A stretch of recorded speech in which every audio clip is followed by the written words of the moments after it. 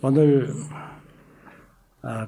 강사 선생님 되시는 강근한 박사님은 80이 넘으신 분인데 수염만 할아버지로 보이지 정정한 젊은이십니다.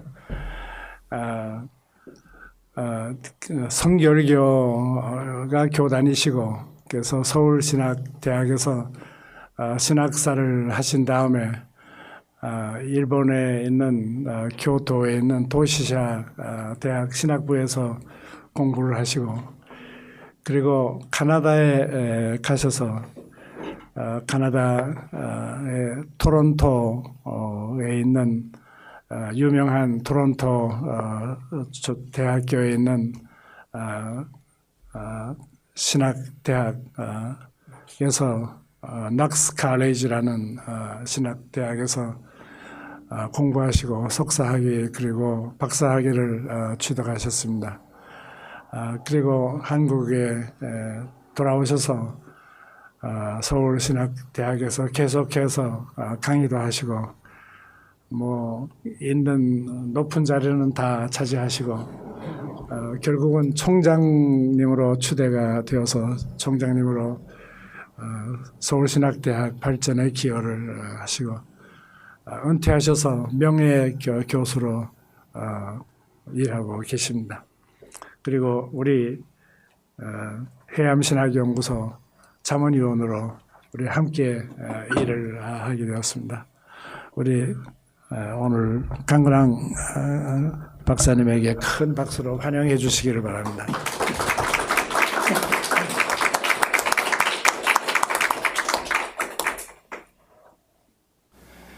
먼저 이 강의의 그 서론적인 면에서 제가 교회사를 담당해가지고 오랫동안 서울신학대학교에서 강의를 했는데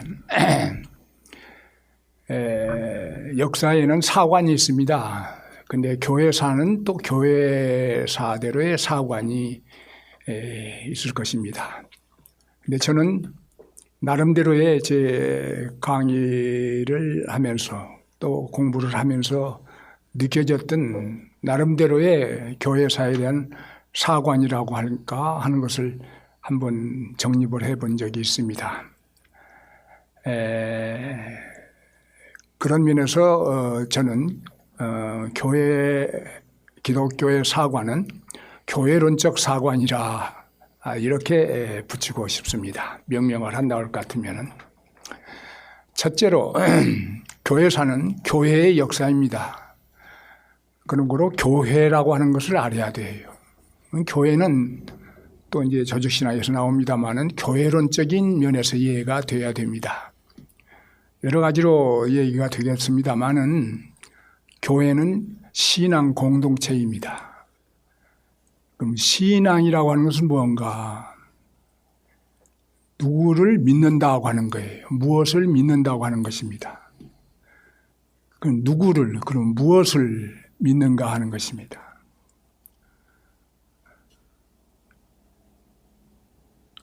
예수를 믿는다 그래. 예수를 믿는다. 그런데 보통 우리들은 예수 그리스도를 믿는다 하는 것인데 예수를 믿는다고 하는 말이 맞습니다. 그럼 무엇라 믿느냐 하는 거예요. 예수님께서 제자들에게 물어본 적이 있어요. 가이사랴 빌립보 지경에 가셨을 때.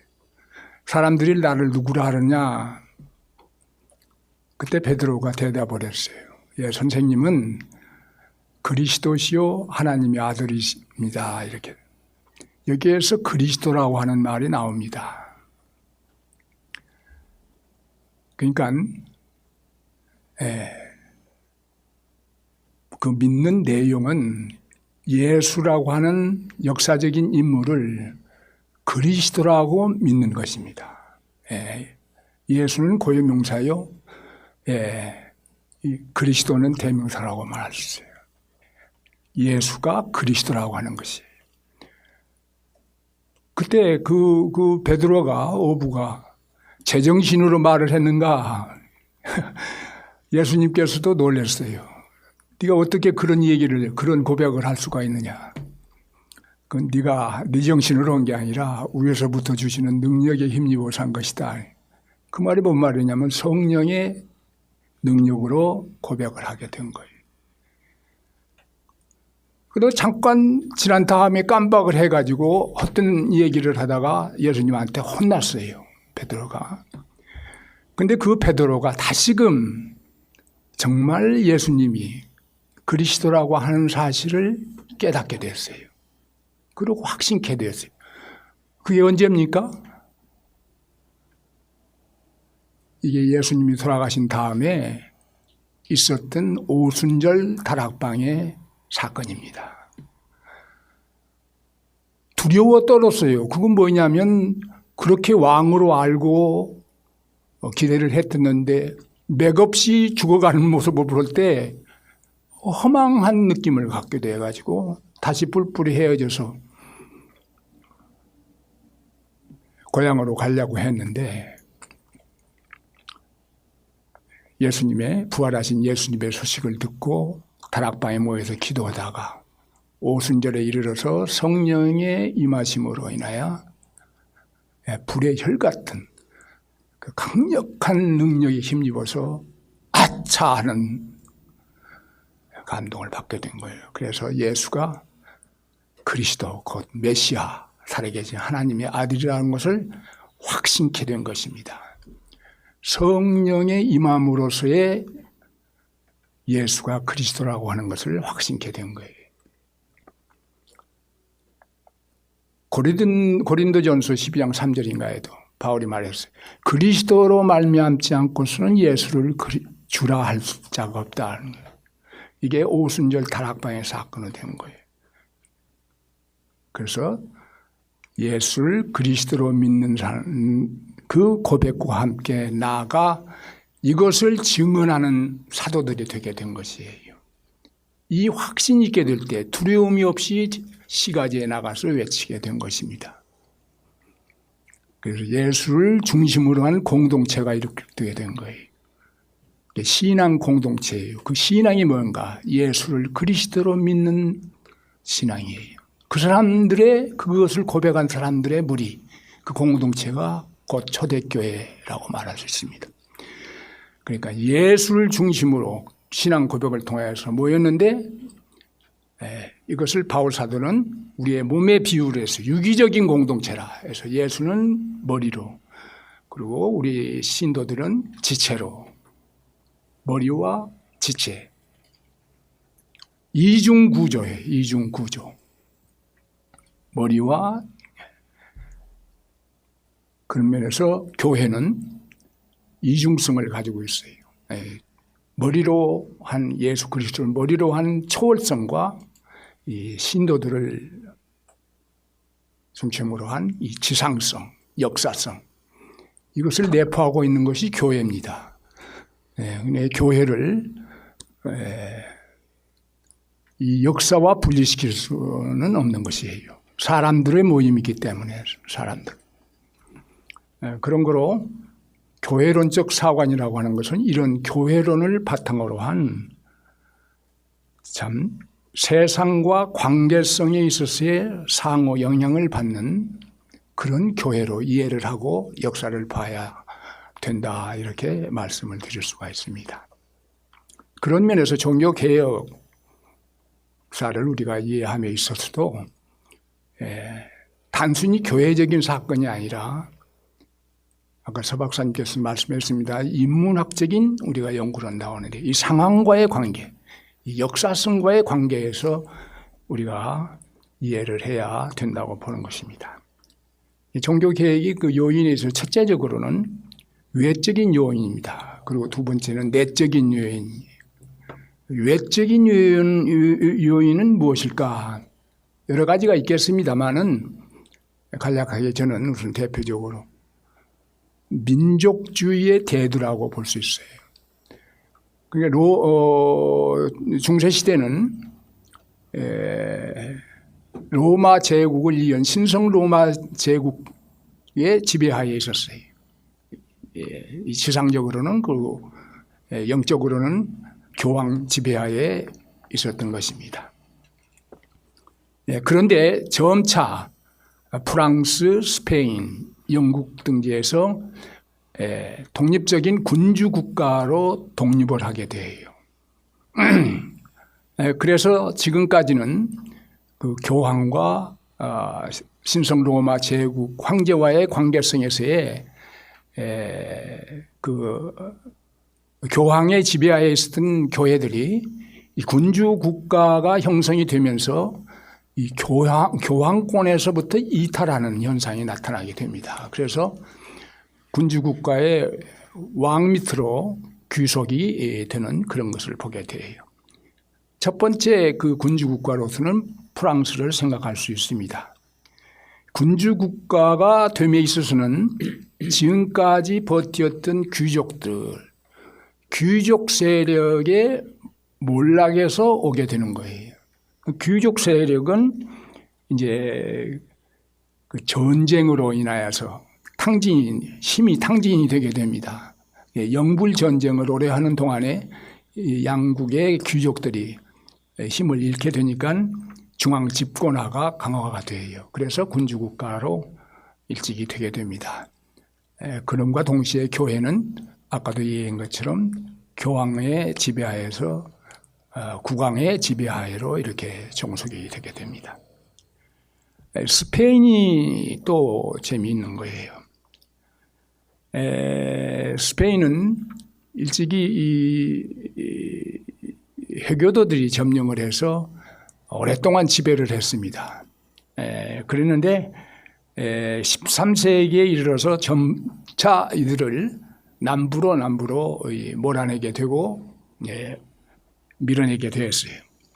4개 왕국으로 나눠져 있었는데 이들이 전부 하나씩 없어지게 되고 그라나다가 하나 남게 되었는데 1492년을 기해서 그라나다도 박멸을 하게 됩니다. 이렇게 되는 데 있어서는 그 왕국의 결혼을 통하여서 강력한 국가가 형성이 되게 되는 것이에요. 그래서 이사벨라와 페르디난드의 결혼을 통해 가지고 이 둘이 부부가 됐지만은 왕권을 둘이서 함께 소유하고 있었던 것이에요. 이렇게 되어 가지고 1492년을 통해서 스페인이라고 하는 나라가 하나의 독립 군주 국가로 형성이 되게 됩니다. 때마침 이때 1492년에 콜럼부스가 서인도 제도를 발견하게 됨으로 인하여서 거기로부터의 막대한 그 재부가 금은 보화가 수입이 되어 가지고 스페인은 아주 강대한 국가로 되게 됩니다. 이런과 동시에 여기에서는 또 종교 재판이라고 하는 것을 강화시켰어요. 그 종교 재판을 강화시킨 것은 뭐냐면은 스페인 아까도 얘기한 것처럼 회교도들이 오랫동안 점령을 하였기 때문에 회교도들의 그 요인들이 아주 잔재가 남아 있어요. 그러니까 종교 재판이라고 하는 것을 통해 가지고 이들을 이단적인 타종교적인 요소를 제거를 하는데 무자비했습니다. 근데 사실은 여기에 그 타종교인 회교도의 요소를 제거하는 데에도 목적이 있었지만은 더 깊은 내막을 보면은 왕권을 강화하기 위해서 아직도 잔재하고 있는 봉건적인 내지는 전에 있었던 4대 왕국의 잔재 세력들을 박멸하는 도구로 사용하게 된 거예요. 그래서 이 무시무시한 그 종교 재판이라고 종교 재판소에 한번 들어갔다 나오면은 어지간히 연옥 구경은 하고 나온 정도가 된다고 할 정도로 무서운 그 재판을 하게 된 것이 사실은 이게 이 인도로 동남아로 또 회교들 가톨릭이 일찍이 선교를 했는데 여기에까지 와서 종교 재판소를 설치해 가지고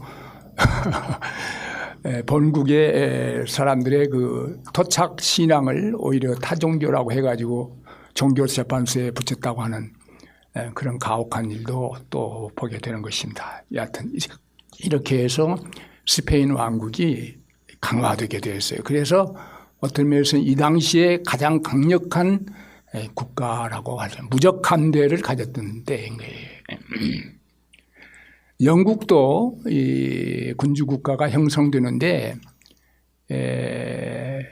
여기도 전쟁을 오랫동안 해요. 여기도 요크당과 랭게스당이 전쟁을 해요. 장미 전쟁이라고 하는데 이 전쟁을 통해 가지고 이 귀족들의 세력이 어지간히 소진이 됩니다. 그럼과 함께 양국에서 또 결혼을 통해 가지고 화해를 하게 됩니다. 이렇게 해서 이제 헨리 7세에 이르러서 이제 거의 그렇게 통일이 되어 가는데 헨리 8세는 그보다 조금 후입니다만은 헨리 8세가 유명하지 않습니까? 부인을 6이나 갈아치운 사람이 부인을 6이나 그 유명한 엘리자베스 왕이 막내 딸이었는데 아주 큰 일을 하게 된 것입니다. 영국을 강성하게 만든 여왕이 되었는데 헨리 8세의 딸입니다. 그래서 헨리 8세에 의해서 또 여기 또 재밌는 거예요. 이 사람이 그 이중 혼인을 하게 돼요. 그러니까 이것이 이중 혼인은 교황청의 고백을 알려지게 되면은 폐유가 되기 때문에 이래 가지고는 안 되겠다 해서 사실은 민족주의 그 당시에 흥기하였던 민족주의 의식을 뒷받침해 가지고 왜 우리들이 종교세가 바티칸으로 가야 하느냐 하는 그런 것을 내걸어서 우리는 바티칸과의 관계를 끊는다 했어요. 그래가지고 바티칸과의 관계를 단절을 하고 영국교회의 머리는 영국 국왕이다. 내가 영국교회의 머리다.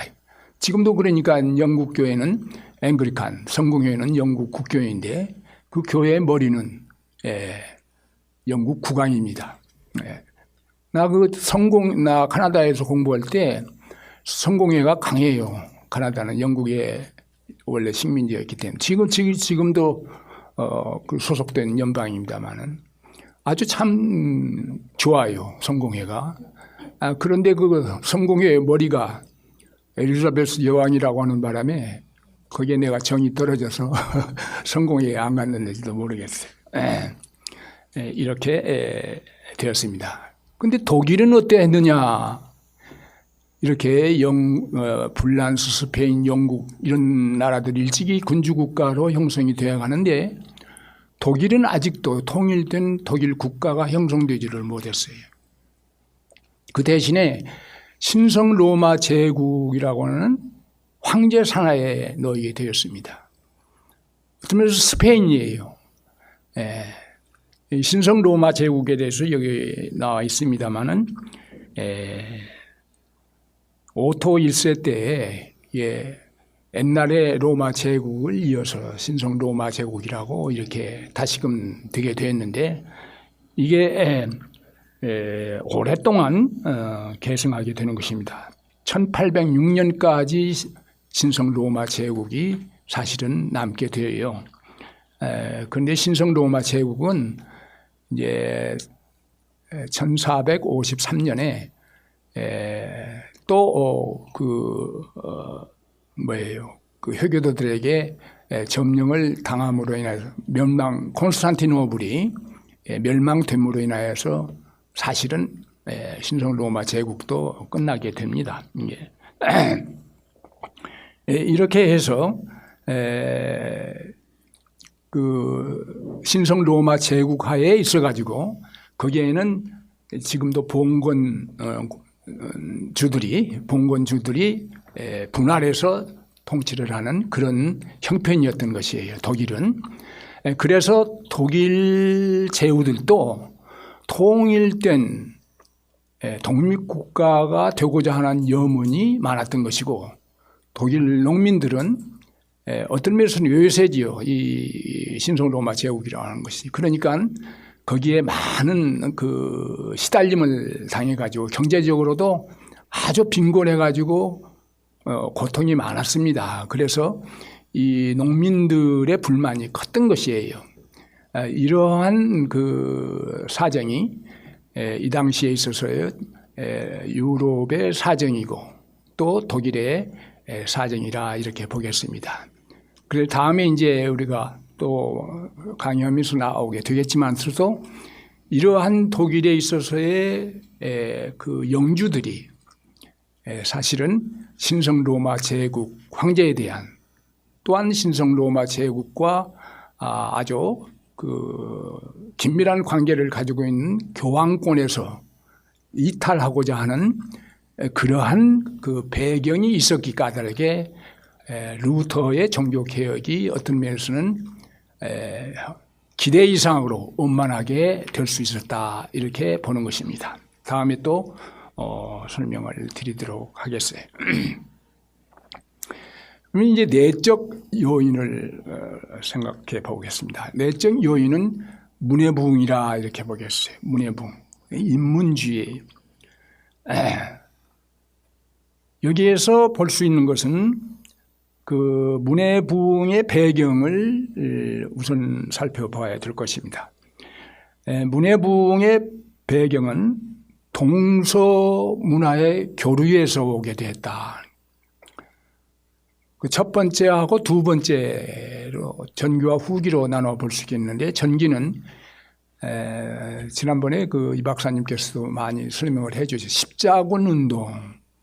십자군 운동이 있게 된 거예요. 그것은 성지인 예루살렘이 회교도들에게 점령이 되게 된 거예요. 그래서 오랫동안 이 점령하에 있었고 더 나아가서는 예루살렘만이 아니라 거의 그 지중해 연안을 회교도들이 점령해 나가게 돼요.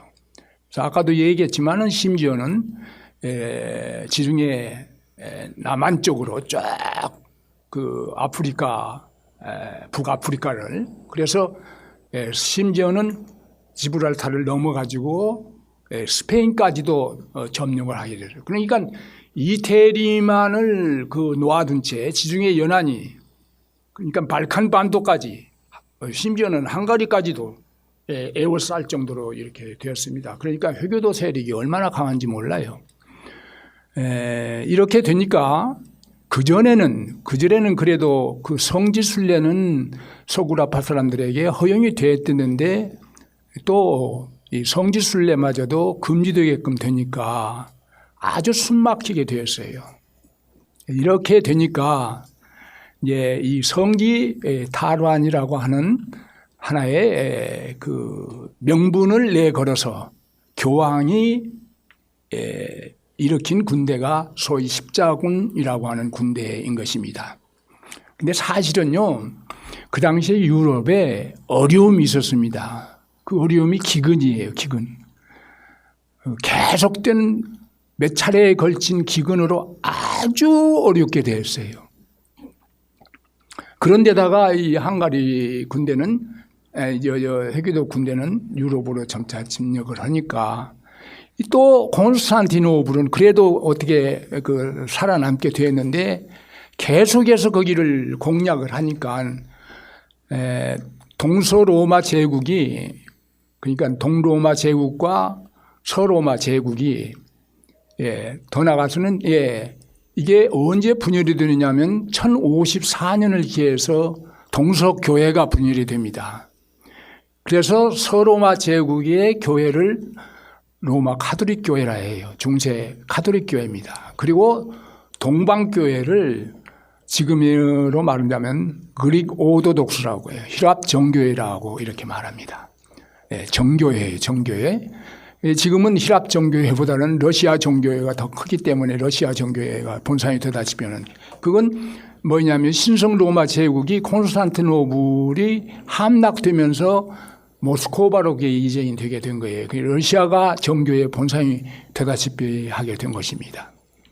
자, 이렇게 그 옥죄니까 동로마 제국에서 동방교회에서 자꾸 사실은 그 적대 관계였는데 원체 죽게 생겼으니까 서로마 그 당시에는 서로마 제국이 이제 신성 로마 제국이기 때문에 교황에게 원조를 요청을 했던 거예요. 그러니까 교황이 이러한 명분을 가지고 오게 되는 것이에요. 그래서 이때도 벌써 면죄부라고 하는 것을 사용하게 됩니다. 다음에 면죄부가 나옵니다만은 이것은 뭐예요? 그 성전이다. 십자군 운동은 성전. 왜냐하면은 성지 탈환이라고 하는 것이 목적을 하기 때문에 이건 성전이다. 그러니까 여기에 참여하는 자들은 죄를 용서해 준다. 아니, 죄에 대한 형벌을 용서해 준다. 이 면죄부예요. 그러니까 참여하라 하니까 많은 사람들이 영주를 비롯해서 많은 사람들이 여기에 동참을 하게 됩니다. 왜냐하면은 영적으로는 참 형벌을 명케 될 뿐만 아니라 육적으로는 가만히 앉아있어도 굶어서 죽어요. 굶어서 죽어. 그러니까 앉아서 죽든지 아니면 나가서 죽든지 간에 한번 나가보자 하게 돼가지고 많은 사람들이 여기에 나가게 됩니다. 그리고 그래서 베네치아라고 하잖아요. 베니스에서는 배를 타고 가고 그렇지 않으면 이제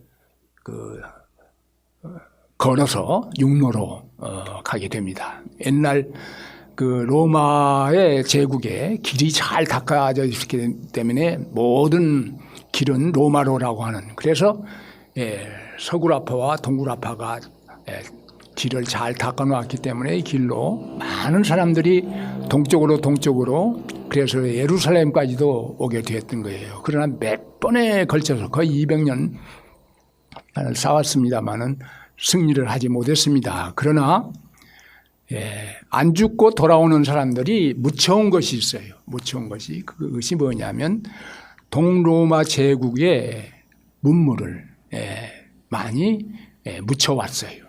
거기에서 그 눈여겨봐야 될 것이 뭐냐면은 고전입니다. 고대 문서들을 가져오게 된 거예요. 첫째는 헬라 문화권에 있는 철학을 비롯한 인문 계통의 미술, 조각 이런 것들을 묻혀오게 된 것이에요. 더 나아가서 히브리 쪽으로는 그 초대교회의 교부들의 가르침과 또 성서에 대한 이런 것들이 오게 되는 것입니다. 그래서 십자군 운동을 통해 가지고 성지 탈환이라고 하는 궁극적인 목적은 사실은 갖지 못했습니다만 이루지 못했습니다만은 간접적으로는 이러한 동방 문화를 전수하는 하나의 좋은 계기가 되게 된 것이에요. 두 번째는 뭐냐면은 신성 로마 제국의 멸망입니다. 아까도 얘기한 것처럼 콘스탄티노플이 1453년을 기해서 망하게 돼요. 그렇게 되면서 동로마 제국의 또 유물들이 서쪽으로 많이 오게 되는 것입니다. 이것이 직접적인 문해 부흥의 하나의 배경이 되고 요인이 된다 이렇게 볼 수 있어요. 그런데 고전 연구에 있어서 두 번째로 보아야 될 것은 고전 연구에 있어서의 이제 이태리의 프렌치, 플로렌스 그리고 베니스, 베네치아를 중심으로 해서 이제 문해 부흥이 중심이 되게 되는데 왜냐하면은 이 동서 교류의 중심지들이 되기 때문인 것입니다. 그래서 여기에서 고전을 바탕으로 한 옛것을 그레코 로망의 문화가 다시 되살아나는 운동이 일어나게 되는 것이에요. 그런데 이 고전 연구의 분야에 있어서 알프스를 중심으로 해가지고 이북과 이남에 있어서의 조금 다른 점이 있어요. 알프스 이남 쪽에서는 아까도 얘기했지만은 플로렌스, 베니스 이런 데서는 주로 그레코 로마의 고전을 연구하게 됐습니다. 그리고 또 그것을 복구하는 그런 운동이 일어나게 됐어요. 그래서 이제 헬라의 철학, 문학, 미술, 조각 등지 이런 것들이 많이 그 발전되게 된 것입니다.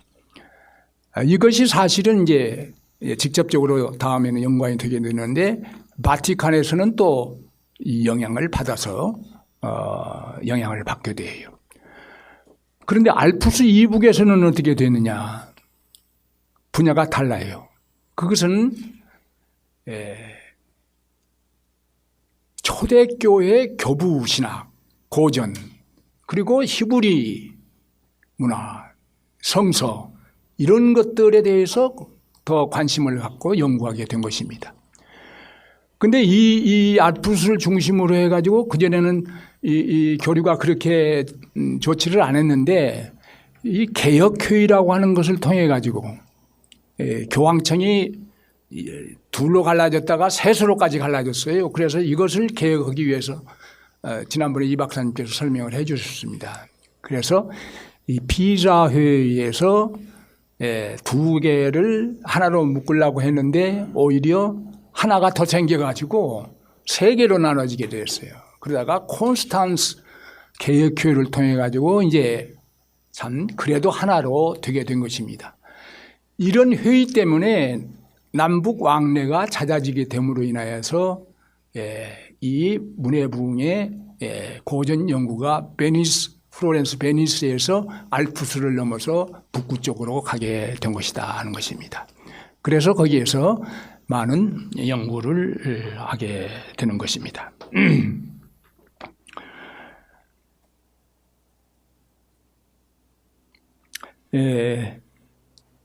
여기에서 이제 그 아까도 얘기했지만은 알프스 북쪽에서는 히브리 초대교회 고전 연구입니다. 그래서 교부 및 성서에 대해서 그래서 여기에서 성서 원문을 편집하는 일이 생기게 됐어요. 1516년에 에라스무스라고 하는 사람이 원래는 네덜란드 사람이었는데 이 사람에 의해서 신약 성서가 헬라어로 처음으로 편집이 되게 됩니다. 다음에 이것이 이 에라스무스가 편집한 헬라어 신약 성서를 루터가 독일어로 번역을 하게 됩니다. 다음에 가서 또 얘기를 하지요.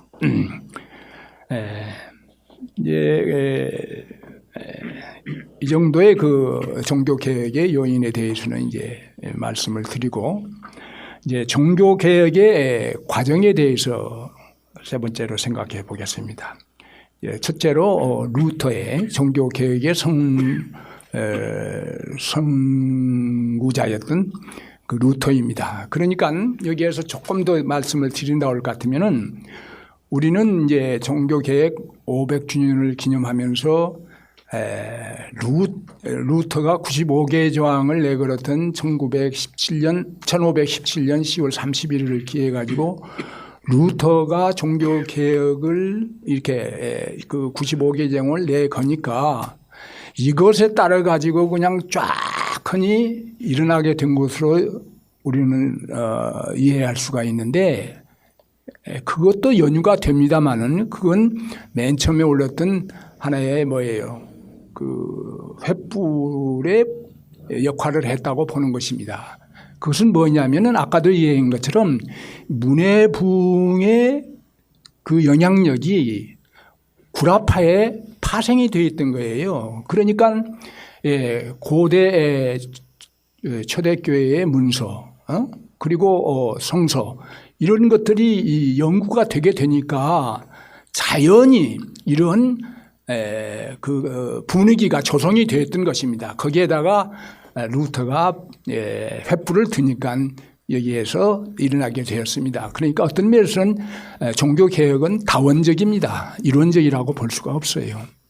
그래서 영국의 그 인문주의자인 존 콜렛이라고 하는 사람도 일찍부터 바울 서신에 대해서 연구를 하여서 그게 도움이 됐다고 보는 것입니다. 이제 루터를 봅시다. 하여튼 루터의 성장과 그 교육을 본다 할 것 같으면 루터는 1483년 11월 10일에 음력과 양력이 다릅니다만은 제 생일하고 같아요. 11월 10일. 예. 그래서 제가 잘 기억을 합니다. 11월 10일 생일.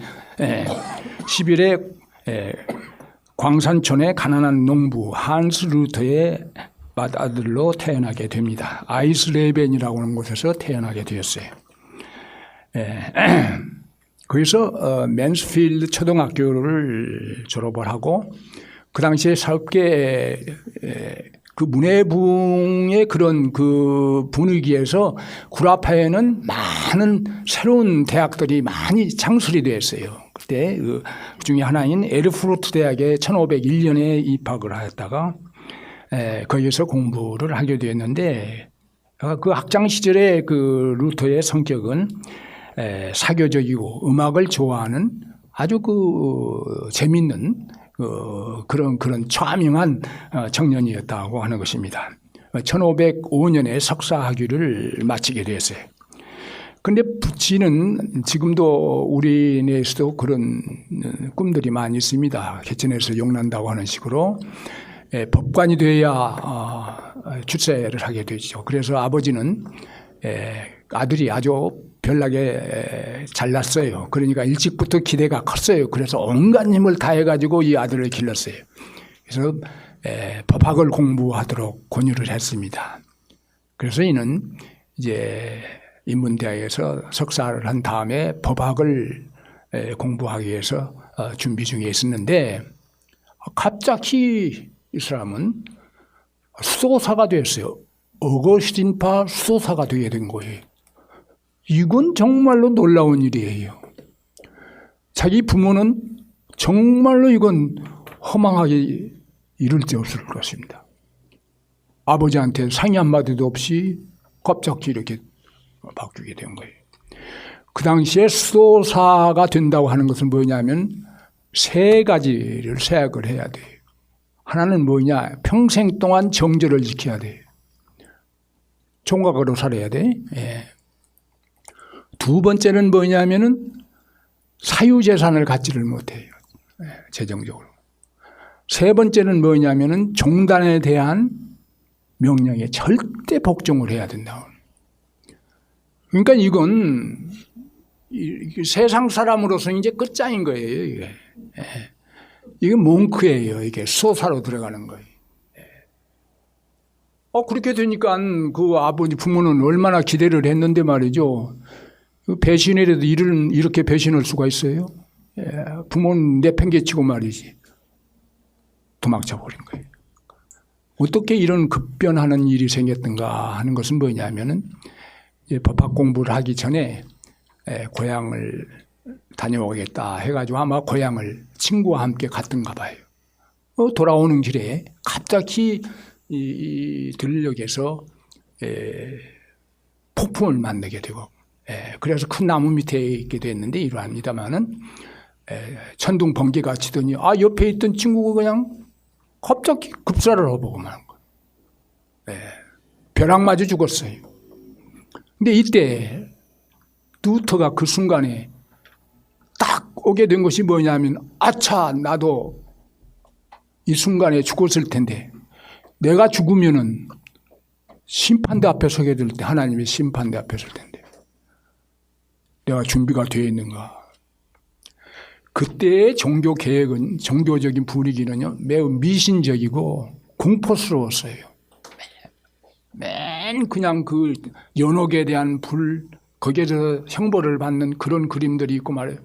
복장도 새까맣고다. 그런 분위기에서 자랐던 사람이기 때문에 아이고 갑자기 죽으면 내가 어떻게 하나님한테 용서함을 받을 수 있을 것인가. 그러니까 입신 출세고 뭐고 할 것 없이 연옥은 면해야 되지 않겠는가 하는 면에서 아이고 하나님 나 살려주면은 나는 수도사가 되겠습니다. 그렇게 순간적으로 맹세를 하게 된 거예요. 그래서 온갖 것을 다 버리고 어거스틴파 수도원에 들어가게 된 것입니다.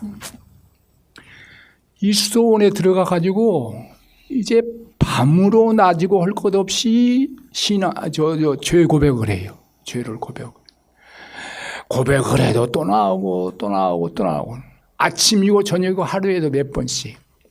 그러니까 이 고백을 듣는 선생님이 사우피치라고 하는 분이었는데 하도 하니까 죄 고백은 그렇게까지 자잘한 것까지 하는 게 아니야. 어지간히 할 정도로 됐어요. 그러다가 이 사우피치의 그 인도를 통해 가지고 권유로 본격적인 신학을 공부하게 됩니다. 그래서 비텐베르크 대학 신학부에 들어가서 공부를 해요. 그래가지고 이 양반이 1512년에 신학 박사가 되게 됩니다. 그리고 더 나아가서는 비텐베르크 대학교의 신학 교수가 되어서 신학을 강의하게 되는 것이에요. 주로 갈라디아서 시편, 갈라디아, 로마서를 이 사람은 깊이 연구를 하게 되었던 것입니다. 이런 중에 이 사람에게 큰 하나의 체험이 오게 된 것입니다. 이게 또 한 번의 하나의 그 전환의 계기가 되게 된 것이. 이 사람은 신약을, 성서를, 그러니까 아까도 얘기했지만 에라스무스가 편집한 원문 신약 성서를 보면서 깊이 공부를 하다 보니까 순간적으로 하나님의 말씀이 살아있는 말씀으로 오게 된 것이. 로마서를 연구하면서 로마서 1장 17절을 보게 될 때 의인은 믿음으로 말미암아 살리라. 지금까지 공로를 중심으로 하고 공적을 쌓아야 되는 메리트, 공적을 쌓아야 된다고 온갖 노력을 했는데도 해도 안 되는데 이 말씀에 부딪히게 될 때 하나님이 참 하나님과의 인격적인 만남을 갖게 되었다 하는 것입니다. 이게 바로 성령의 역사라고 보는 것입니다. 아까도 제가 얘기했습니다마는 오순절 다락방의 성령 체험은 예수를 그리스도로 알게끔 되는 계기가 되게 된 것이. 제자들이요, 예수님과 더불어 지상 생활을 같이 했습니다. 3년 동안 같이 숙식을 같이 하고 다녔어요. 그런데도 불구하고 이 제자들이 예수가 그리스도라고 하는 것을 알지 못했어요. 확신이 없었어요. 그러니까 십자가에 달리니까 내쫓지, 도망쳤지. 갈릴리로 가서 다시 고기나 잡을까 하고 갔어. 순간적으로 아까도 얘기했지만 베드로는 고백을 했지만 그건 순간적이었고 예수님께서 제자들에게 부활하신 몸으로 나타나서 흩어지지 말고 기도하라. 그러면 성령이 오게 될 것이고 성령이 오게 되면 너희가 진리를 깨닫게 된다. 그럼 내 증인이 되리라. 증인이 뭐예요? 증인이 위트너. 본 것을 다른 사람한테 전달해 주는 것이. 예수가 그리스도라고 하는 것을 이 사람들은 지상 때에는 깨닫지를 못했는데 성령을 받게 되면 깨닫게 된다 이거예요. 그러면은 내 증인이 되라 이거예요. 그래서 그들이 흩어지지 않고 열심히 기도할 때 성령이 오게 되니까 지상에서 경험하였던 예수가 그리스도로 확신케 되게 된 것입니다. 우리는 예수를 어떻게 지금 지상에서 볼 수 있어요? 제자들과 같이. 볼 수 없어요. 그 예수를 어디서 볼 수 있습니까? 그 예수의 라이프를, 워크를 담은 것이 성서예요. 신약 성서예요. 신약 성서를 연구를 해야 돼요. 신약 성서를 보면은 문자밖에는 없어요. 루터도 그랬을 거예요. 그걸 깊이 연구하면서 성령의 도움을 받게 될 때, 성령이 역사할 때, 이 문자였던 이 성서에서 살아있는 그리스도를, 하나님을 만나게 되는 거예요. 이것을 통해서 그렇게도 공포스러웠던, 억눌렸던 하나님의 이미지가 그런 하나님이 아니에요.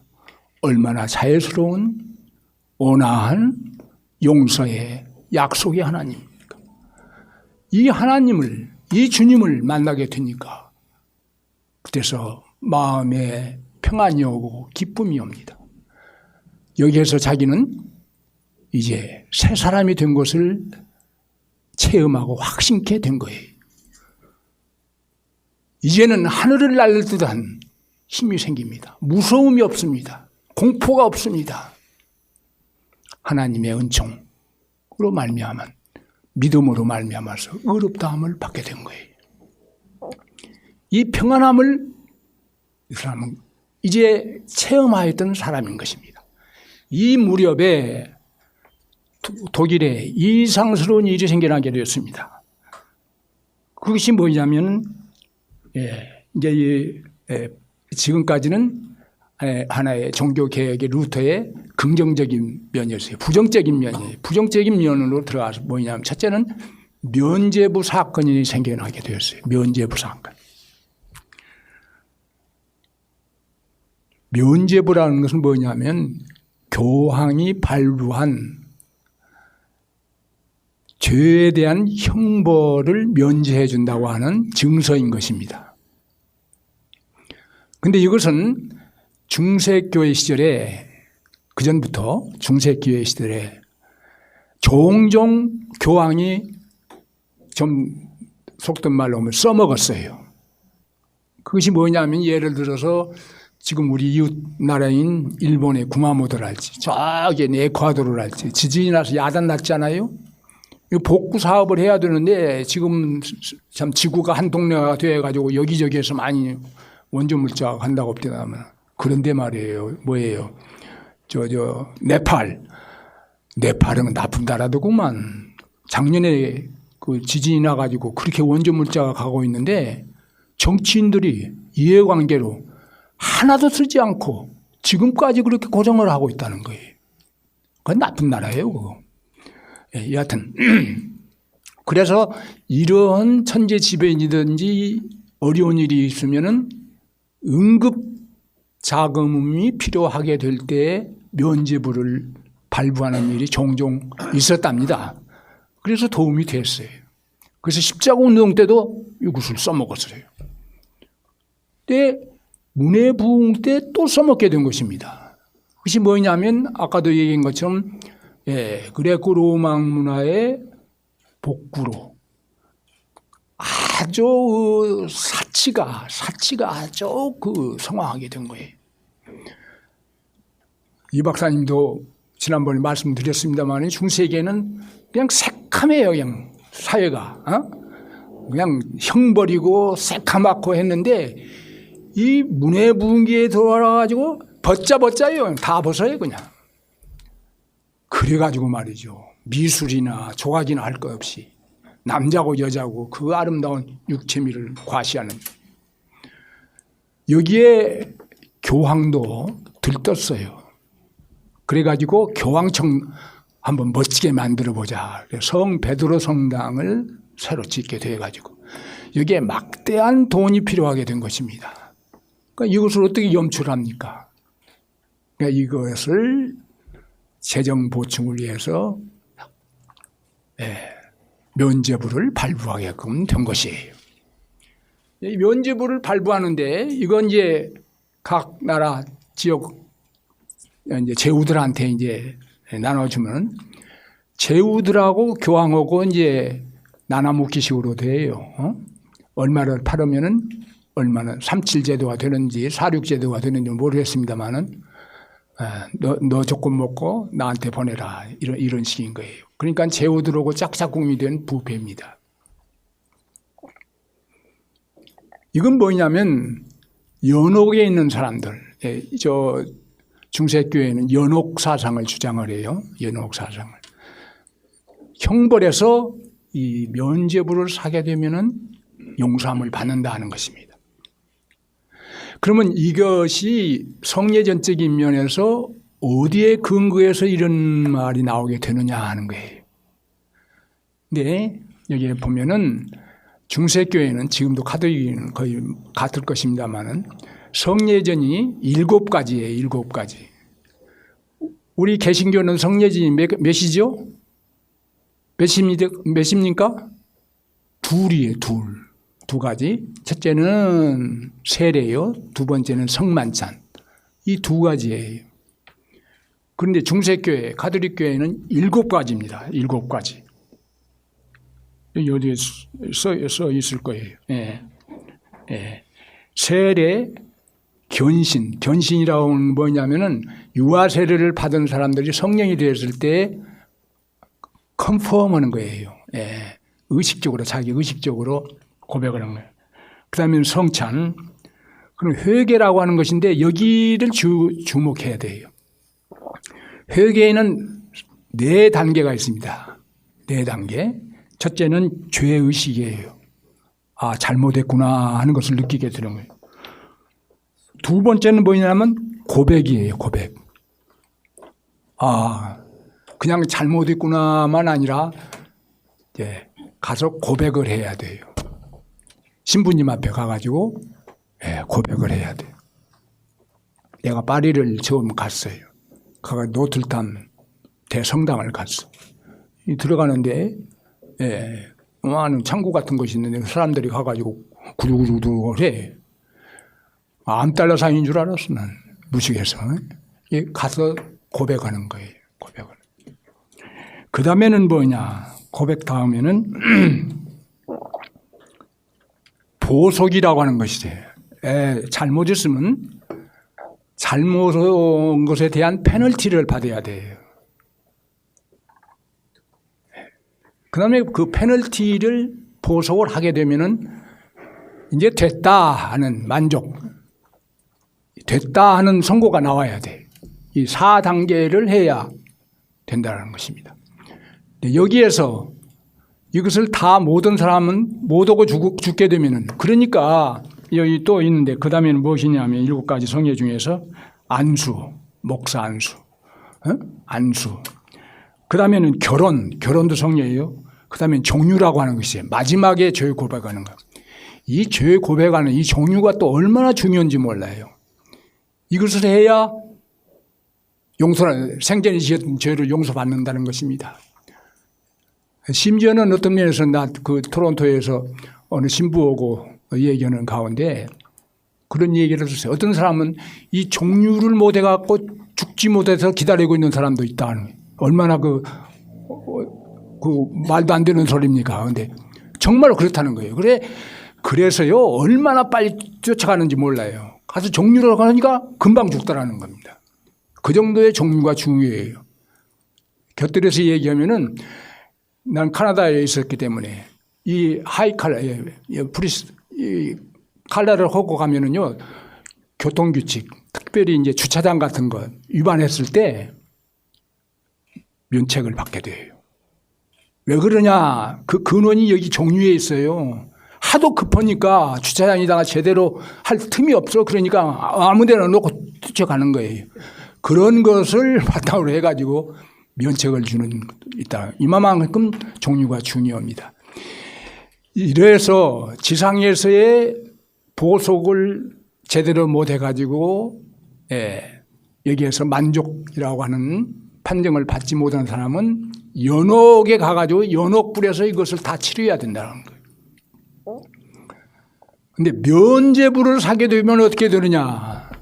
이 연옥불에서 받고 있는 형벌까지도 용서를 받고 그리고 과거 것이나 현재 것이나 심지어는 앞으로 지을 죄까지도, 죄에 대한 형벌까지도 용서를 받는다고 하는 거예요. 그게 얼마나 좋은 것입니까? 그래가지고 이 면죄부를 발행하게 되었는데, 이때 말이죠. 교황 레오 10세가 이것을 발행을 하게 되었습니다. 그래서 마인츠 대교 주경인 알버트를 통해 가지고, 알버트는 이제 아까도 얘기한 것처럼 메두알이 먹겠지요. 그래서 도미니크 수도사인 떼젤이라고 하는 사람을 통해서 판매를 해요. 그래서 떼젤이 고을마다 큰 소리로 외치면서 그 면죄부를 판매하고 다녔던 것입니다. 그러면서 하는 소리가 뭐냐? 여러분, 참 교황의 은총으로 여기에까지 면죄부가 다들하게 되었습니다. 누구든지 이 면죄부를 사게 되면은 자신은 물론 자기와 관계되는 부모, 친척, 동료 할 것 없이 이 연옥에서 지금 얼마나 아우성치고 있는데 이 면죄부를 사가지고 산 돈이 이 금곡교에 딱 떨어져서 땡그락 하는 소리와 함께 뜨거운 연옥불 속에서 벌떡 올라 해방됩니다. 여러분들 지금 부모님의 아우성치는 소리가 안 들립니까? 친구의 소리가 안 들립니까? 기회는 이때입니다. 하니까 말이죠. 참 달러병이라도 사가지고 빚이라도 내가지고 사게끔 되는 거예요. 그래서 이 떼젤이 지금 작센의 루터의 지금 비텐베르크 근처에까지 오게 되는데 작센의 선제후는 이 사람이 민족의식이 강해요.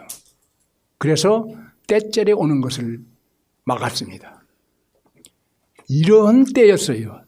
이런 때에 루터가 비텐베르크 교회 정문에 95개 조항이라고 하는 것을 내붙였어요. 이것은 뭐냐면 그 당시에 학자들이 어떠한 중대한 이슈가 있으면은 이게 대해서 공개 토론을 하자고 하는 제의서나 같은 거예요. 그래서 이 95개 조항을 내걸었다고 하는 것입니다. 그래서 함께 토의하고 그리고 교황청에 면죄부는 잘못이라고 하는 것을 성토하게 되었던 것이에요. 그런데 이것이 붙은 다음에 그 여파가 오히려 다른 사람보다도 루터 자신이 제일로 많이 놀랐다고 하는 거예요. 이게 요원의 불길처럼 샥 번지게 되었어요.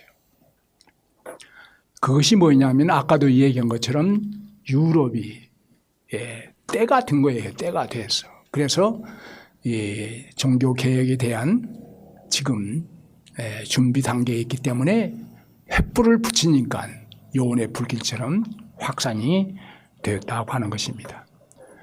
근데 이제 루터가 의도하였던 95개 조항에 내건 그 배후에 있어서의 의도는 뭐냐 할 것 같으면 첫째로 민족주의적인 것이 강해요. 이 사람도. 그래서 재정하고도 연관이 됩니다. 이 면죄부를 사게 되면 엄청난 지금으로 우리들 말로는 의화예요. 의화. 이 달러. 이 돈이 독일에서 타국으로 로마로 나가게 된다. 유출되게 된다. 그렇지 않아도 빈국인 이 독일이 얼마나 어려운 지경이냐. 두 번째는 뭐냐면은 교황이 거참 자비스러운 마음으로 죄의 형벌에서 면죄부를 사면은 용서를 해준다고 하는 것인데 그렇게 그 양반이 좋은 마음을 가지고 자비스러운 마음으로 하신다고 할 것 같으면 이왕이 할 바에야 이 가난한 우리들에게서 꼭 그 푼돈 돈을 받아야 하겠냐. 돈 안 받고는 그냥 할 수 없는가. 역공기. 세 번째는 뭐냐면 죄의 용서는 우리들이 시장 바닥에 가서 계란을 사든지, 예, 바나나를 사든지 하는 식으로 돈을 주고 받고 해서 팔고 사는 그런 것이 아니다. 이것은 오로지 예수 그리스도에 의해서만 죄는 용서함을 받을 수 있다. 이런 요지가 뒤에 깔려 있었다고 하는 것입니다. 예. 이렇게 해서 루터는 95개 조항의 항의문을 1517년 10월 31일 비텐베르크 대성당 문에 게재하게 된 것이에요. 아까도 얘기한 것처럼 공개 토론을 제안했는데 이런 것이 나게 된 거예요. 자, 그러면 이제 종교개혁의 과정에 대해서 말씀을 드리겠습니다. 내가 얘기를 너무 길게 하는지 모르겠네. 95개 조항이 1517년 10월 31일 게재되니까 이것이 이제 교황청에 알려지게 되었어요. 그러니까 레오 10세는 1518년 11월 달에 거의 그러니까 1년이 걸렸죠. 루터에게 파문장이 내려지게 됐어요.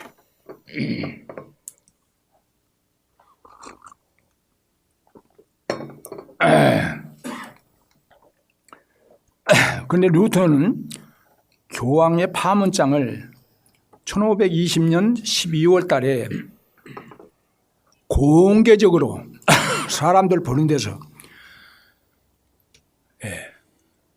소위 교회법과 이 파문장을 불태워버렸어요. 이건 미친 사람이 아니고는 할 수 없는 일이에요. 이건 도저히 이건 할 수 없는 일입니다. 이 당시에 찰스 5세 신성 로마 제국의 황제가 1519년 6월 19일에 새롭게 찰스 5세로 황제로 취임을 하게 되었어요. 자, 이렇게 해서 이 새로 취임된 이 황제가 독일을 방문하게 됩니다. 제후들을 다독거리기 위해서. 그런데 제후들을 다독거리기 위해서 보름소요에 제국 회의를 열게 된 것입니다. 그래서 1520년에 제국 회의를 열게 되는데 1521년 4월 17일에 루터를 출도하도록 합니다. 그러니까 교황청에서 이 기회에 아주 루터를 황제를 통해 가지고 형벌을 주도록, 그러니까 교황청에서는 직접 집행을 못하니까 황제래야 집행을 하게 되니까 황제에게 압력을 가한 거예요. 그래서 보름소요에서 신문을 하고 처형을 하도록. 그래서 이제 1521년 4월 17일에 출두를 하게 되었습니다. 저희 고향에서 이 비텐베르크를 향하여서 오게 돼요. 우리 찬송도 있죠. 내주는 강한 성이요. 이 무렵에 지은 찬송이 아닌가 생각돼요. 그래서 가톨릭의 유명한 학자인 에크의 신문을 받게 됩니다. 그 신문을 받게 되는데 이 앞에 루터가 썼던 그림이요, 서적들을, 저술들을, 문서들을 이렇게 다 놓고 이것이 루터의 저술인가를 확인시켜요, 먼저. 내가 쓴 것이냐, 다 보고 확인을 했어요. 내 것이다. 그 다음에는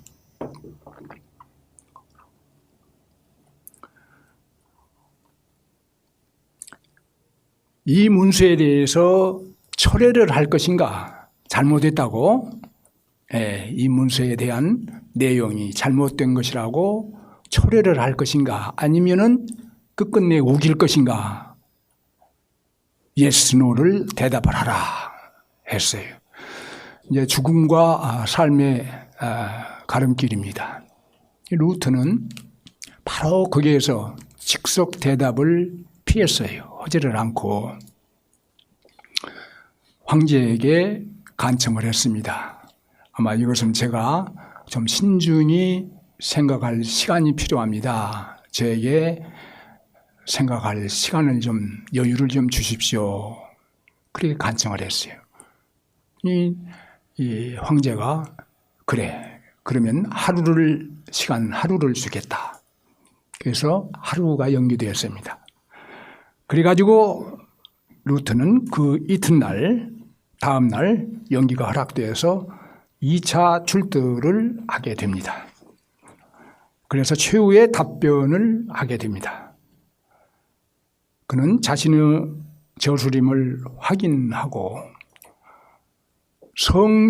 대답변하기를 성서적 증언에 위배되지 않는 한 나는 이를 설수할 수 없습니다. 나는 다르게 할 수 없습니다. 나는 여기에 서 있습니다. 하나님이시여 도우소서. 아멘. 이렇게 말을 마쳤다고 합니다. 이 말이 끝나자 황제는 토론을 종식시켰습니다. 그런데 이 용감한 루터의 젊은 학자인 수도사의 루터의 이러한 용감하고 대담하고 당돌한 대답에 다른 사람들이 다 놀란 가운데에서도 독일의 귀족들과 그중에 특히 프레데릭 선제우 작센의 루터의 본고장의 선제우입니다.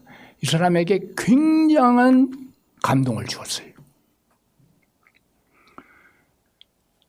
이것이 뭐냐면 그들에게 있었던 민족의식이 싹트게 되었습니다. 야, 우리 영내에 이런 사람이 있는가 말이야.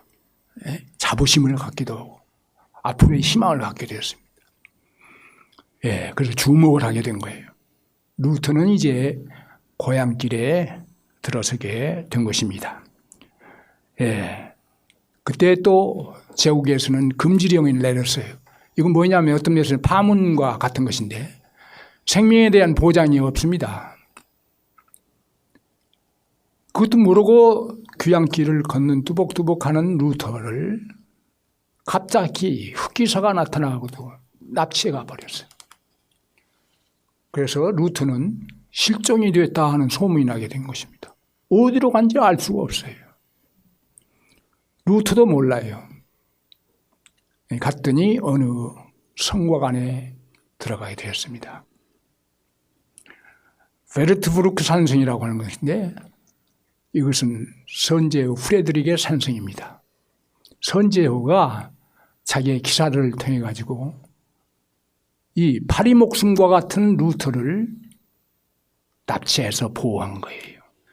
이 프레드릭의 이런 보호가 없었으면요 95개 조항 그거 언제 참 날타리가 모닥불에 들어간 것 같이 없어지고 말았을런지 몰라요.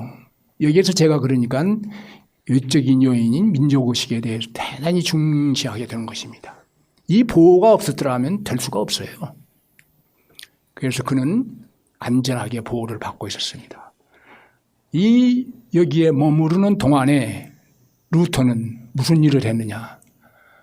에라스무스가 번역한 신약성서를 독일어로 번역하기 시작한 거예요. 하나님의 말씀을 백성들이 알아야지. 지금 라틴어로는 알 수가 없어요. 옛날 우리들이 하문자, 서민들은, 농민들은 알지 못해서 그래서 세종대왕이 훌륭하다고 하는 거예요. 그들에게 알리기 위해서. 근데 귀족들이 그걸 막은 건 아닙니까? 그래서 언문으로 폄하를 하고 사용되지를 못했었는데. 그래서 독일어로 지금 루터가 번역한 것을 지금도 독일 교회에서는 신약성서를 사용하고 있는 것입니다. 문학 발전에도 굉장한 영향을 준 거예요. 여기에서 이렇게 이런 일을 하고 있는 동안에 그는 비텐베르크에서는 어떻게 됐느냐. 비텐베르크에서는 또 난리가 났습니다. 그게 뭐냐면은 오히려 과격파들이 지나친 개혁주의자들이 칼 슈타시라고 하는 사람을 중심으로 해가지고 개혁주의자들이 너무 급진적인 개혁을 시도를 했어요. 예. 그 사람들은 무슨 짓을 했느냐. 막 성상을 때려 부셔요. 예? 중세교회의 흔적을 없애기 위해서. 사제들이 막 결혼을 해요. 이렇게 하니까 귀족들에게 이건 아닌데 하는 아주 안 좋은 인상을 주게 된 거예요. 난리가 났어요. 예, 비텐베르크가. 그러니까 안 되겠다. 루터를 다시 비텐베르크에 보내게 됐다 해가지고 프레드릭이 루터를 비텐베르크에 보내게 됩니다. 비텐베르크에 루터가 오게 되어가지고 요즘 말 같으면 계속 날마다 계속되는 부흥회를 했어요. 하나님의 말씀으로. 그게 진정이 된 것입니다. 그래서 과격파들이 이탈하게 된 거예요. 이들이 다음에 이 농민전쟁이든지 더 나가서는 이제 민초파 다음에는 뭐 농민전쟁 이런 데에도 연관들이 되는 과격파들이 된 거예요. 그들을 이제 물리친 다음에 온건한 조용한 개혁을 비텐베르크에서 이룩하게 된 것입니다. 그리고서 루터는 1525년에 장가를 갔어요. 네? 장가를 갔어요. 그거 다 얘기할 수는 없고 그러다가 1546년 2월 18일을 기해 가지고 아마 고향을 방문하려고 가던 길에 세상을 떴다고 하는 것입니다. 근데 루터가 세상을 뜰 이 무렵에는 루터의 심사가요 몹시 안 좋은 때였어요. 그게 뭐냐면 루터파 내에서도 신학적인 문제로 계속 그 갈등이 있었던 것입니다. 그렇기 때문에 상당히 루터에게는 후반이 그렇게 밝고 명랑한 그런 시절이 아니었고 좀 암울한 분위기에서 세상을 떴다 이렇게 보는 것입니다. 여기에서 이제 또 한 가지 이제 보게 되면은 루터의 그러면 종교 개혁에 있어서의 분리와 분열을 보게 됩니다. 한 4가지 면에서 보게 되는데 첫째는 뭐냐면 에라스무스와의 관계예요. 아까도 얘기했지만 에라스무스는 인문제로 상당히 문해부흥에 공헌을 한 사람입니다.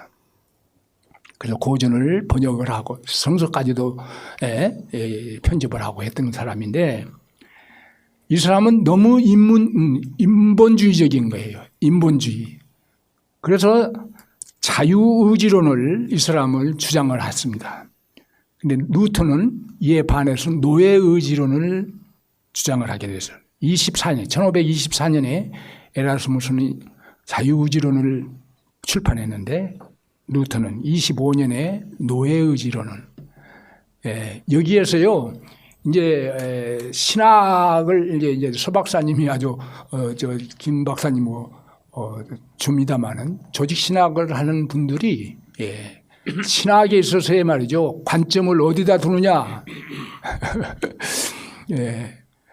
여기에서 이제 계시론이냐 실존주의론이냐 이런 것과 연관되는 것인데 그 입장이 달라집니다. 신학 방법에 있어서 말. 그 다음에 두 번째는 칼슈탓을 비롯한 과격파들이 급진적인 개혁을 성상 파괴, 수돈, 재산 몰수 등 이런 것들이. 그 다음에는 이제 농민 반란입니다. 농민 전쟁이에요. 1524년 5월 달에서 6월 달에 걸쳐 농민들이 학정에 있다가 가난에 있다가 이제 억눌리다가 자기와 같은 농민의 아들인 루터가 훌륭이 되어가지고 종교 개혁을 일으켜서 하니까 여기에 고무된 거예요. 그래서 우리들한테도 자유와 재산을 달라고 하는 그런 욕망에서 붕괴가 일어나게 된 것입니다. 그런데 이게 조직적으로 아니라 오합지졸로 나오기 때문에 결국에 가서는 과격한 운동이 되게 된 거예요. 그러니까 이제 제후들과의 마찰을 가지게 된 것입니다. 루터도 농민을 처음에는 지지를 했어요. 근데 가다 보니까 아주 그냥 무정부 상태가 된단 말이에요. 예? 그래가지고 어떻게 그 파괴와 말이죠. 학살이 있게 되는지 이건 뭐 어떻게 걷잡을 수가 없게 되는 거예요. 그러니까 제후편에 들게 돼요. 그래서 무정부 상태인 무질서를 진압하라고 하는데 귀족에게 외치게 된 것입니다. 그런데 잔악하게 어떤 면에서는 잔악할 정도로 이 농민 반란을 진압시키게 된 거예요. 그러니까 농민들이 루터에 대해서 굉장한 배신감을 가지게 돼요. 루터가 어떻게 저럴 수가 있느냐 말이야. 우리 팬인 줄 알았더니. 루터는 그러니까 농민들한테도 배척을 받게 된 거예요.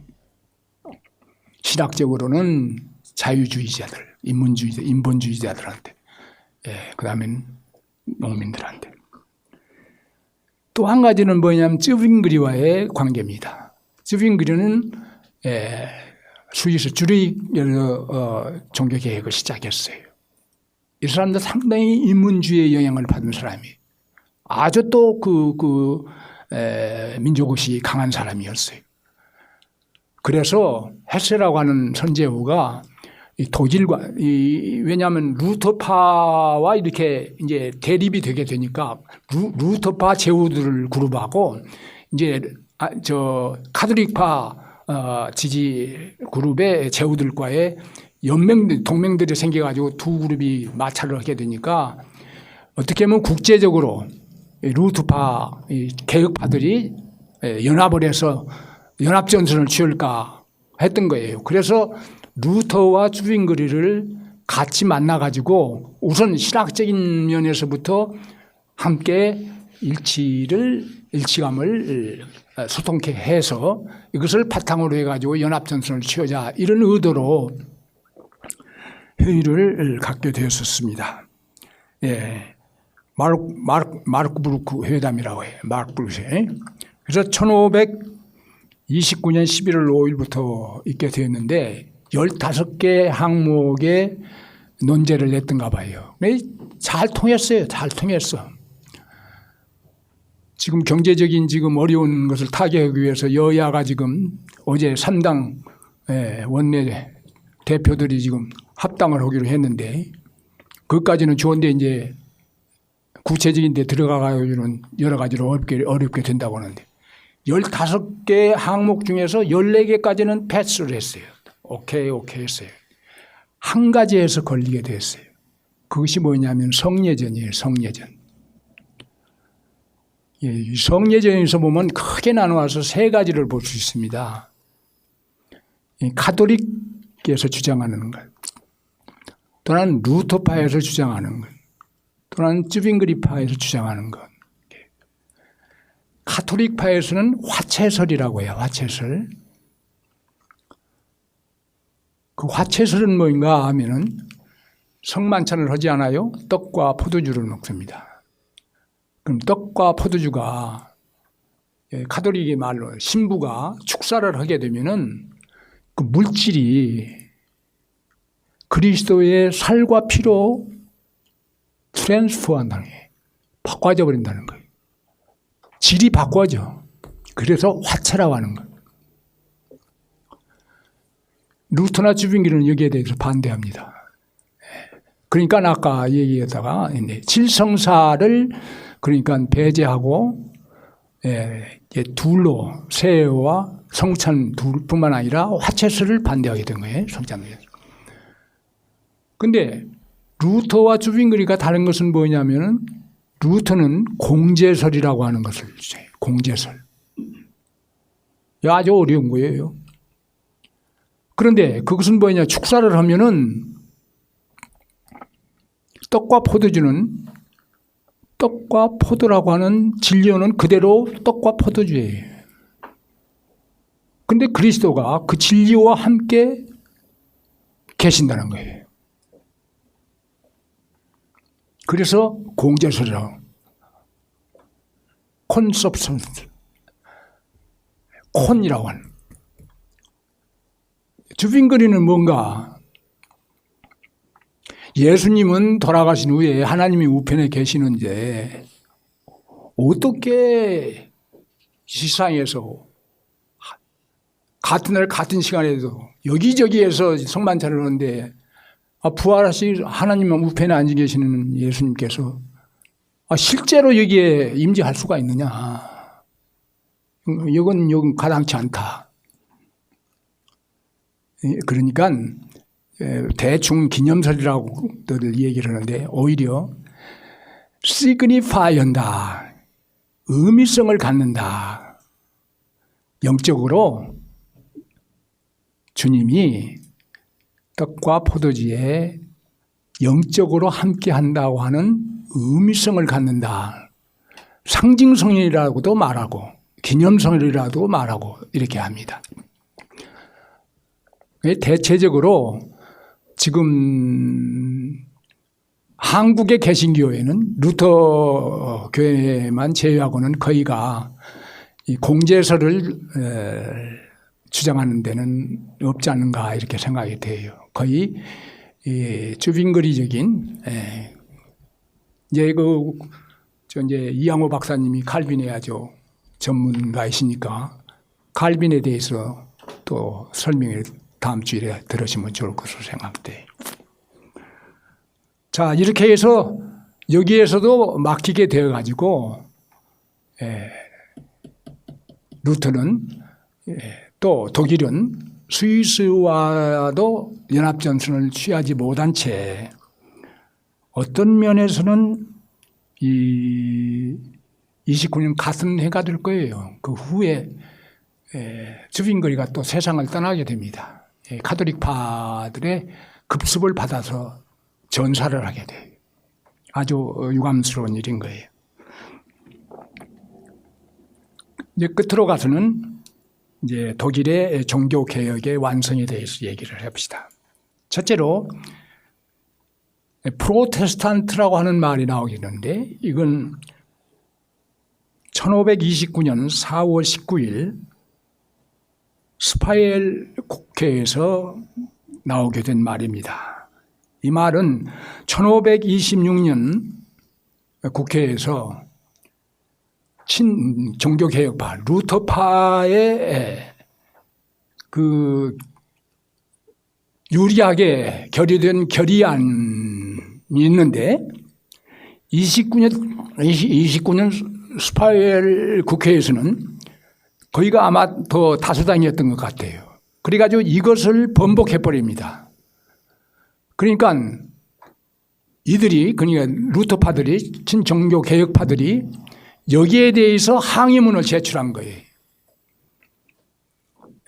29년에 번복한 것은 이건 잘못이다 하고 항의문을 제출하니까 이 카톨릭파 측에서 아이고 저 사람들은 항상 반항만 하고 대든다고 해가지고 프로테스탄트라고 하는 말을 쓰게 돼요. 그래서 여기에 기원을 한다고 하는 것입니다.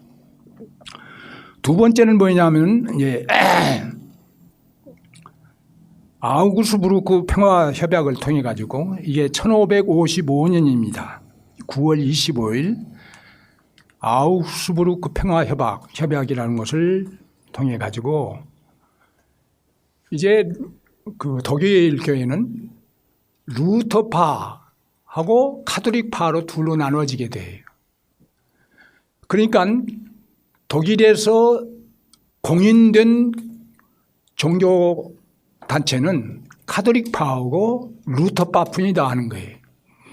이 둘 중에서 제후들은 하나를 택일해야 돼요. 제후가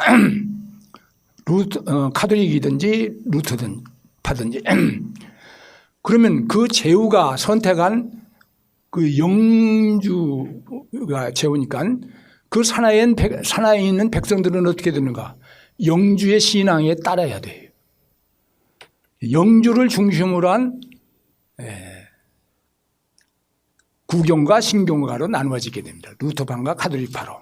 이게 아우구스부르크 1555년에 이것을 통해 가지고 처음으로 그러니까 루터파가 카톨릭과 대등한 종교 단체로 독일에서 인정받게 되는 거예요. 그다음 이제 마지막으로 1648년에 이게 거의 그 종교개혁의 마감이 됩니다. 웨스트파리아 강화 조약이 있게 되는데 10월 27일에 30년 전쟁에는 아주 긴 전쟁을 끝이고서 여기서 종식을 하면서 하나가 더 인정돼요. 칼빈파가 공식적으로 인정이 됩니다. 그래서 독일에서는 루터파, 칼빈파, 카톨릭파 이 세 종파가 공인된 종교단체로 이렇게 되게 됩니다. 이것으로 이제 종교개혁은 정식이 되게 됩니다. 이제 뭐 다음에 또 강의에서도 나오겠지만은 끝으로 마무리하면서 말씀드리고 싶은 것은 그 루터의 중심적인 신학 사상은 무엇이었을까? 늘 얘기합니다만 이신득이 혹은 이신칙이 justification by faith라고 하는 거예요. 이것은 또 그 1520년에 선행론을 저수를 간략한 논문 같은 것을 썼습니다. 여기에서 주장하기를 뭐냐면은 가장 최선의 선행은 무엇이냐? 그건 신앙이다, 믿음이다. 그래서 믿음을 최고로 알아요. 그래서 이제 루터만이 아니라 종교개혁의 슬로건이라고 할 수는 쏠라 소리는 많이 나오는데 믿음, 성서, 은총, 믿음으로만, 성서로만, 은총으로만, 성서로만 이런 믿음입니다. 두 번째는 뭐냐면 1520년대에 중요한 세 편의 소책자를 냈어요. 나는 이게 아주 중요한 루터의 신학의 근간이라고 이렇게 봅니다. 하나는 뭐냐면 독일의 기독교 귀족에게 고함이라고 하는 것을 썼는데 여기에서 중심된 사상은 뭐냐면 만인 사제직입니다. Universal Priesthood of Believers. 그래서 그 사제들에게만 독점되었던 죄의 고백에 대한 용서랄지 이런 것들이 보편적으로 신도들에게도 주어졌다고 하는 것입니다. 그 다음에는 교회의 바벨론 유수라고 하는 거예요. 바벨론 포로라고도 하고 유수라고도 합니다. 이건 교회가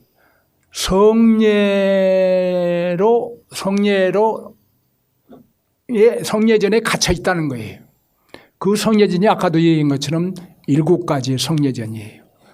이 속에 교회는 갇혀 있다. 그래서 칠성사를 부인하고 또 아까도 얘기한 것처럼 그 화채설도 부인하는 것입니다.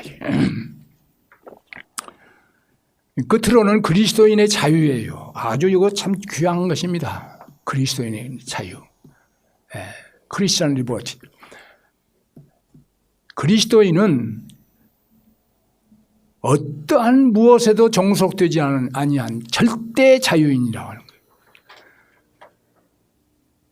사실은 그 민주주의의 어떤 면에서는 근간이라고도 말할 수 있습니다. 어떠한 이 당시에는 로마 카톨릭을 제일로 대상으로 했습니다만 어떠한 무엇으로부터도 촉박되지 않는 절대 자유인, 절대 자유인이.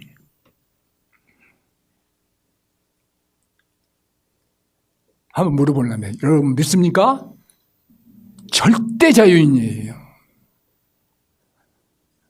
이 확신이 있어야 돼요. 그런가 하면 우리 신자들은 예수 그리스도께서 모두를 위하여 섬기고 종되었던 것처럼 우리는 모든 사람에게 종속된 종이다. 이중성을 가져요. 절대 자유인. 모든 사람에게 종속된 종이라고 하는 거예요.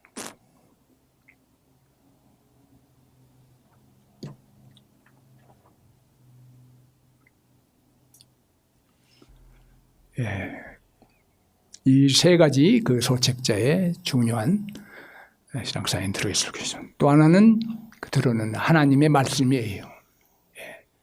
루터가 자기의 개혁을 돌아보면서 내가 이런 일을 할 수 있었던 것은 내 힘으로가 아니라 하나님의 말씀에 의거하여서 한 것이다.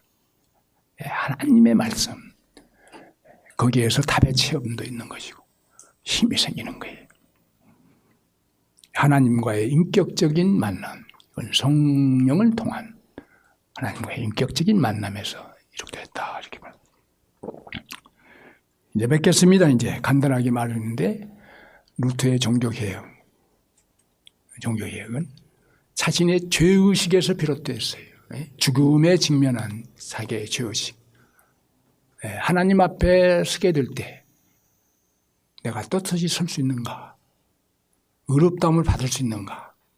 여기에 대한 공포와 두려움.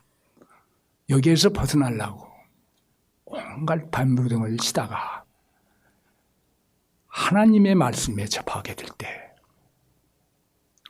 성령의 도우심으로 살아있는 하나님의 말씀을 받게 되고 그 말씀에 의하여서 죄의 용서함을 받고 새 사람이 돼요.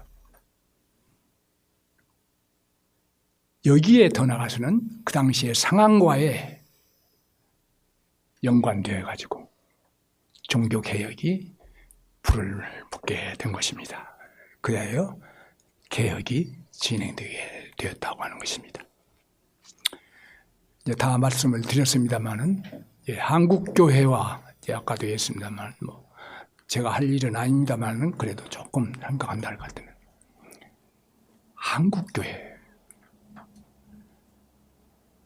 한국 교회는 나는 신앙 고백적인 교회가 되어야 한다. 500주년을 맞이하면서 한국 교회는 신앙 고백적인 교회로 돌아가야 된다.